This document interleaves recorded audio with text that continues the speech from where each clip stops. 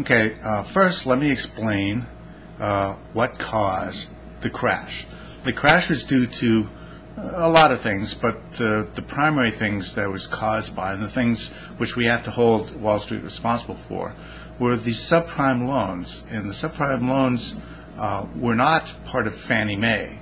I know that the Republicans like to make Fannie Mae into the bad guy in all this, but actually they're more the victims than they are the perpetrators. The perpetrators are the firms like Countrywide and Bear Stearns. Countrywide would sign all these subprime mortgages, non-conforming loans for very risky borrowers, and they would sell these mortgages to outfits like Bear Stearns, who would package them up, and they would redistribute the risk so that they could say, well, here's part of the mortgage that's safe, here's part of the mortgage which is risky, and they would up the yield on the risky part of the loan. And these risky high yield mortgages would be bought out by hedge funds, and while the bubble was still expanding, these people made a fortune, okay, with these high yield, high risk loans. All right, but it could only last for so long. Once that market gets saturated, there's nowhere else for it to go. It's got to go down. So when that market started to deflate, all of a sudden everyone wants out. The price of housing goes down, and it's the fact that the bubble is deflating, that the value of houses are going down, that people, when they need to refinance, are unable to refinance. They're unable to sell their houses due to one thing or another. Perhaps they're unemployed, perhaps some sort of medical emergency. They can't sell their houses now because they're selling for less than what they paid for. They can't cover the loan. So that's what's causing the crisis now. So what we have in essence, basic economics, there's supply and demand.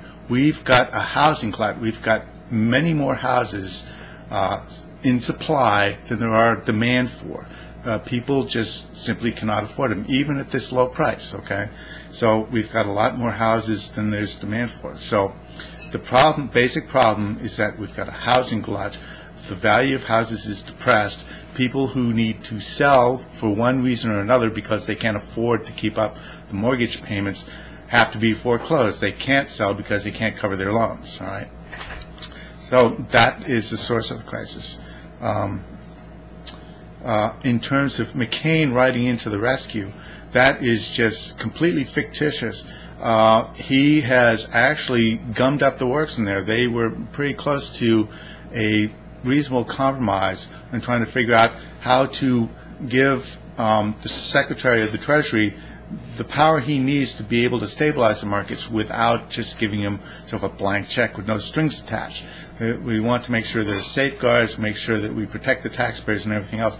Those were more or less in place, and everyone had agreed. President Bush was on board, the Democrats were on board, but the House Republicans, all of a sudden, they're saying, well, no go, we're not going to do it. So if it's they want to put on all these additional riders. They want capital gains reduction. They want to put on all this extra stuff, all their pet projects that they want to put on as riders to this bill that are just going to gum up the works.